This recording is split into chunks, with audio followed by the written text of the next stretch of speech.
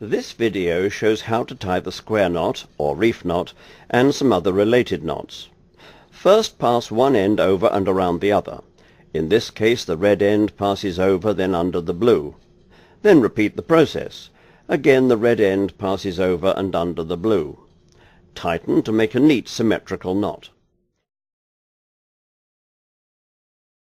This video shows how to tie the sheet bend, useful to join two ropes of different sizes. Make a bight in the thicker blue piece of rope. Pass the thinner red rope through this bight, and then around the blue tail and blue standing end in that order. Finally, tuck the thinner rope under itself to finish the knot. When tied correctly, the two ends lie on the same side of the knot. If there is a marked difference in rope size, the smaller rope can be passed around and under itself a second time to make the double sheet bend. This video teaches you how to tie the timber hitch. Pass the end of the rope around the pole and then around the standing end.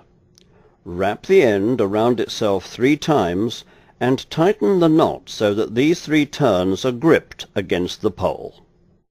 This video teaches you how to tie the sheepshank knot. Fold the rope to approximately the desired new length. Form a half hitch in one standing end, drop it over the adjacent bight, and tighten it. Form a half hitch in the other standing end, drop it over its adjacent bight, and tighten it too. Apply the load carefully, and never trust this knot for critical loads.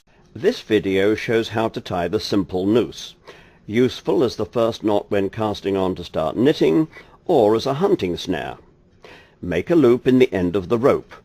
Then tuck a bight of the standing end through this loop. Place the bight around the object and pull the standing end to tighten the noose. This video teaches you how to tie the double fisherman's bend. Overlap the two ends. Wrap one end around both ropes 2 full turns. Then pass this end back through these turns and pull it tight.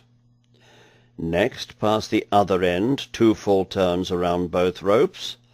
Pass this end back through these turns and pull it tight. Finally, pull on both ropes to tighten the 2 knots against each other. This video teaches you how to tie the clove hitch using half hitches. Form a loop in the end of the rope with the tail underneath. Place it over the post. Then form a second loop identical to the first. Place it over the post as well and tighten it to complete the knot. This video teaches you how to tie the bowline. Form a small loop in the rope, leaving a long enough tail to make the bowline that you need. Pass the tail of the rope through the loop as though making an overhand knot. Continue around the standing end, and then pass the tail back through the small loop to complete the knot.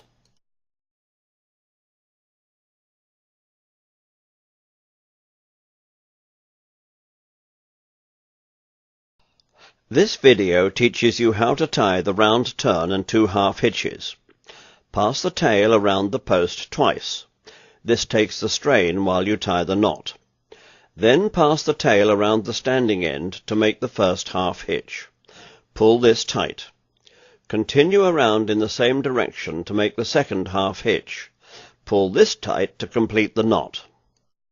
This video teaches you how to tie the carrick bend. With one rope, the blue one here, form a loop with the tail under the standing end. Pass the other rope, the red one, under the blue loop, over the blue standing end, and then under the blue tail. Continue across the blue loop, passing under the red rope. Then pull both standing ends to tighten the knot.